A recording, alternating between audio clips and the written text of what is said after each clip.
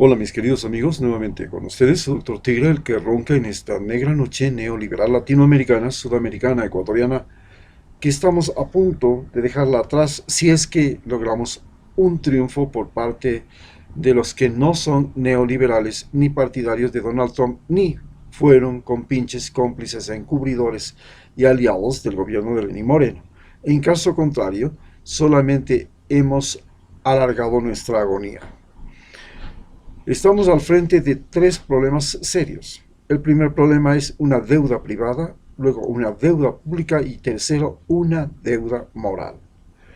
La deuda privada, que todos nos hemos visto afectados, básicamente se funda en una explotación a partir de los intereses bancarios, de los intereses que cobran los bancos, que cobran las empresas a las que hacemos compras, las que nos venden a crédito, y esto ha creado este interés que es extremadamente alto, del 16 al 24%, y que hace que el dinero sea extremadamente caro en Ecuador, cuando en Estados Unidos los intereses son apenas del 2 al 6%.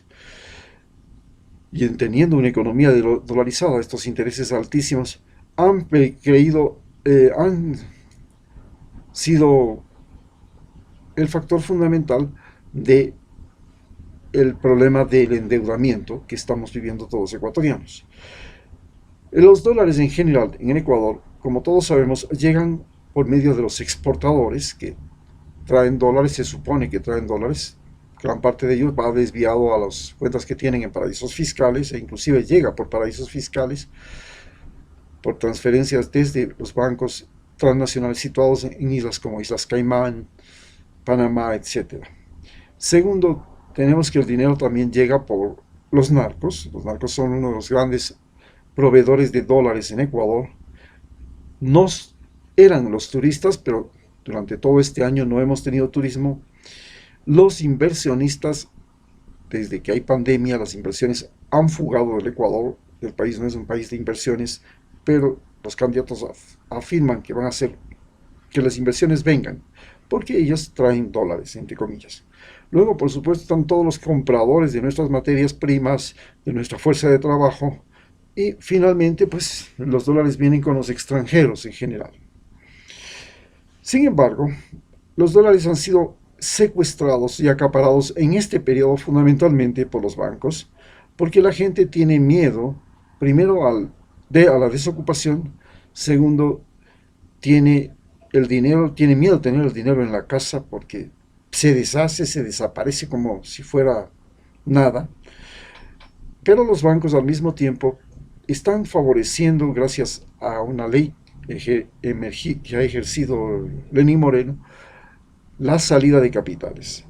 Entonces, tenemos que hay la salida de capitales y la gente está endeudada fundamentalmente en tarjetas y en el crédito. Esto es sobre todo en productos importados, porque uno de los grandes requerimientos que tenemos, dada la situación, es tecnología, especialmente tecnología de comunicación, de transporte. Además, hay muchos productos elaborados que necesitamos traerlos, y entre esas, por ejemplo, las medicinas.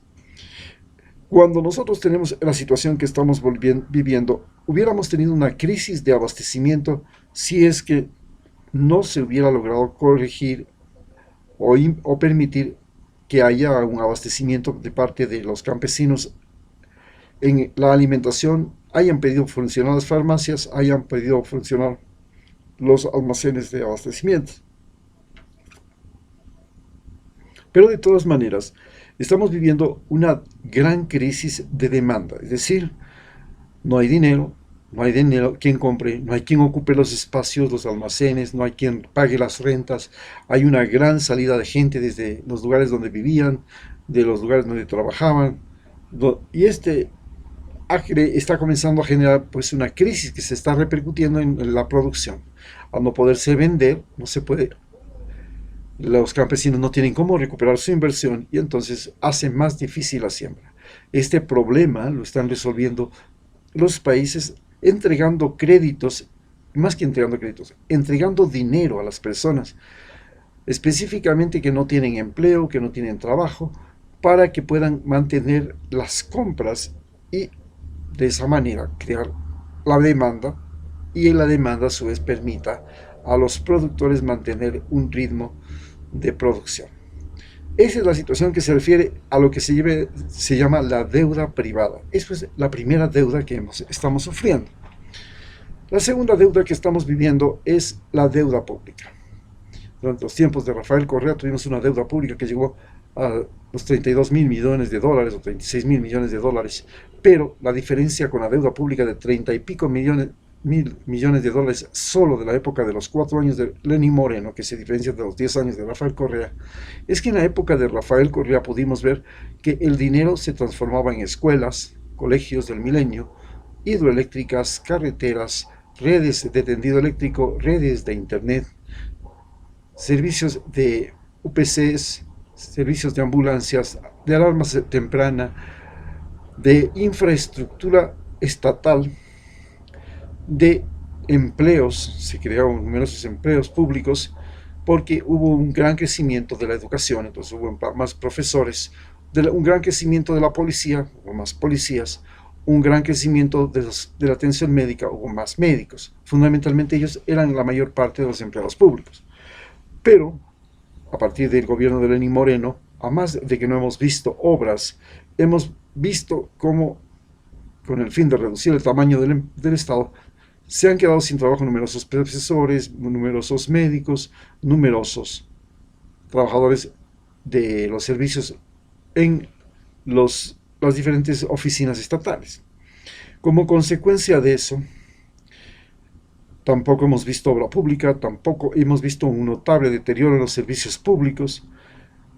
Hemos visto que los impuestos han subido, las leyes se han vuelto mucho más permisibles para los ricos y más complicadas para los pobres. Los salarios se han deteriorado, no hay salarios, además se crearon nuevas formas de contratación con la excusa de la pandemia, en la que se contrata inclusive por horas.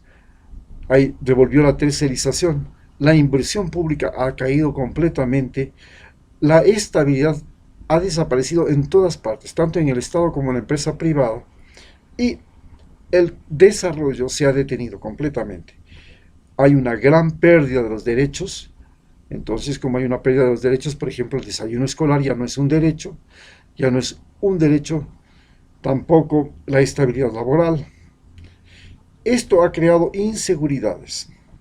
Estas inseguridades que estamos viviendo están generando 3 posibles opciones de solución. La primera es, ok, continúa este gobierno, continúa el régimen que estamos siguiendo, gana todos los 16 candidatos que han estado con Lenín Moreno, sean mineros, petroleros, terratenientes, banqueros, de Alianza País, de Izquierda Democrática, todos ellos, inclusive los de Abdalá, todos ellos continúan, y entonces, entre comillas, lo siguiente sería una pacificación. Quiere decir, después de eso vendría la policía, vendría el ejército, y el presidente que gane trataría de imponerse de manera violenta ante la inestabilidad que ha generado la pandemia, la crisis económica y la inseguridad consecuente. Entonces, el objetivo de esta pacificación es crear una certidumbre, pero resulta que este sistema neoliberal que nos ha gobernado, de capitalismo desbocado, que se llama también, ha llegado al punto del agotamiento. La otra posibilidad es la que estamos comenzando a ver posible, que es el cambio pacífico, es decir, haya una renovación, no venga al mismo presidente, haya nuevos asambleístas, haya una nueva visión, una nueva política, nuevos criterios, y el neoliberalismo o el capitalismo desbocado encuentre un freno, si es que gana Arauz. Si esa situación se da entonces la posibilidad de que existe esperanza, existan alternativas, e inclusive podemos tener alguna buena sorpresa. La otra situación es que de no llegarse a ninguna de estas situaciones, a la continuación o al cambio pacífico, se vendría un cambio violento y esta violencia se vería incentivada por ejemplo, un fraude electoral o trampas en las elecciones o medidas económicas del presidente que llegue al poder, que creen incertidumbre, que manejen, que generen migración, protesta y conflictos. Esa es la otra situación que nos encontramos acechados. Finalmente, tenemos entonces, esta es la famosa deuda pública. Tenemos una deuda pública que supera los 72.000 millones de dólares, lo cual hace que sea imposible los pagos, por ejemplo, de este año de 6.000 millones de dólares y los siguientes. Habrá que haber primero una default, quiere decir no vamos a pagar la deuda, o vamos a cambiar las reglas de la deuda, vamos a cambiar las condiciones de la deuda, porque indudablemente la deuda pública nos es un peso tan grande y realmente la deuda pública en el gobierno de Lenín Moreno se convirtió en una repartición inmoral e indecente del dinero del Banco Mundial, del Fondo Monetario Internacional, del BID y de otros organismos internacionales que se lo repartieron entre Lenín Moreno y sus aliados, que convirtieron esto en compras públicas fraudulentas, construcciones que no se hicieron como la del Hospital de Pedernales, gasto público que nunca se justificó y demás pillerías que hemos sido testigos durante todos estos 4 años. Nos queda ahora la deuda moral, que es el siguiente gran problema que nos enfrentamos en esta situación que estamos viviendo en Ecuador. La deuda moral ya no es ni la deuda privada ni la deuda pública, sino una deuda moral. Es de donde esta deuda moral era que el gobierno de Lenín Moreno tenía que haber cumplido con su plan de gobierno que los llevó a ser el victorioso en las elecciones y él no lo hizo. Traicionó y se pasó al lado contrario. Y él creó una deuda moral.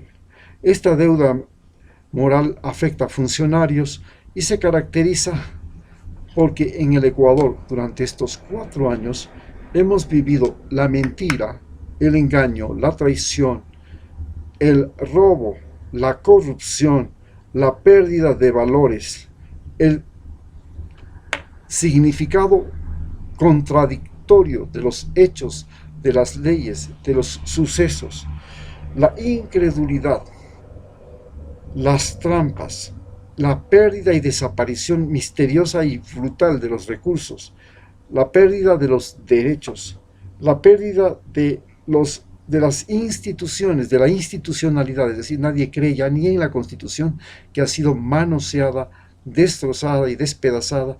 No creemos en el Consejo Nacional Electoral, no creemos en el Consejo Nacional de la Judicatura, no creemos en el Consejo Interior de Participación Ciudadana, estamos hablando de los 3 poderes, nadie cree en la Asamblea, sabemos que esa es una pillería, y nadie cree en el presidente. Es decir, ha habido un verdadero caos institucional por pérdida de la confianza, fundamentalmente. Ha habido una enorme pérdida de credibilidad. Ese ha sido el mayor problema. Las ofertas, los gobiernos, los candidatos, los derechos han sido perjudicados. Finalmente, entonces, como consecuencia de eso, si le preguntamos, yo estoy viviendo ese drama. Mis hijas, 2 de ellas se han marchado a vivir en el extranjero y cuando les he preguntado, ¿ustedes regresarían al Ecuador? Me han dicho no. ¿Por qué no? Porque te roban en el trolebús, te roban en la factura de la luz, te roban en el taxi, te roban en las elecciones, te roban en la enseñanza, en el tiempo que te roban en la receta médica, te roban en la medicina que recibes, te roba el dentista que te saca la muela buena y te cobra como que le ha curado la muela dañada. El robo se ha vuelto cultura, parte, patente, y donde se origina todo el problema. El problema de esta conducta se origina principalmente en el caso de la deuda privada, en el mal manejo de la riqueza que se produce en el Ecuador. En el caso de la deuda pública, en el mal manejo del poder, los malos políticos. Y en el caso de la deuda moral, en el mal manejo de la información y la educación. La información, los noticieros, hacen sentir que es normal el robo, es normal el traficar drogas, es normal la violación, es normal el crimen. Si eso no tiene el noticiero, entonces no estás en Ecuador.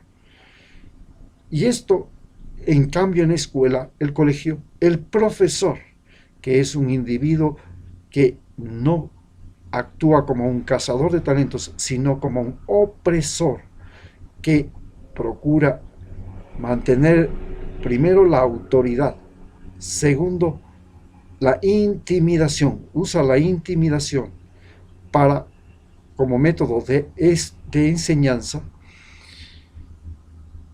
Este profesor, ya desde que yo tengo uso de razón, ha permitido, ha fomentado y ha manejado la doble moral. No beber, pero era un borracho. No fumar, pero era un fumador. No robar, pero pedía cuotas extras a los alumnos y terminaba robando. No mentir, pero mentía. Y engañaba a los padres de familia y a los estudiantes, hasta en lo que enseñaba. Es decir, los 10 mandamientos se los pasaba por la galleta. Y los profesores se convirtieron en los creadores de la viveza criolla, los fabricantes de la viveza criolla. Y esta viveza criolla considera que el que no roba es tonto, el que no miente más tonto, el que no engaña recontra tonto. Para tener una idea de esto, basta señalar que consideraban entretenimiento los muchachos de Quito darle una dirección equivocada a un extranjero que preguntaba por alguna dirección. Le mandaban a un lugar distante y se mataban de la risa. Desde tu familia. La persona que más grita en tu familia contra Correa y dice que se ha robado 40.000 millones de dólares es el que te está robando el terreno que dejó tu padre. A nombre de los dos. El que más grita es el más ladrón. El que más habla en Ecuador de ladrones, de robos y de cosas, el que más sale a gritar en la calle, los banqueros, los ricachones, inclusive los taxistas que no tienen ningún escrúpulo en robarse cualquier cosa que dejen los pasajeros en su vehículo, son los primeros que van a gritar que Correa es ladrón. Y son ellos los primeros ladrones. Esa es la mayor deuda moral. Tan visible es este problema en América Latina que Donald Trump lo señaló con el índice y dijo que construía un muro porque no quería que pasen los ladrones, los violadores, los pegamujeres, los machos de América Latina. Muchas gracias.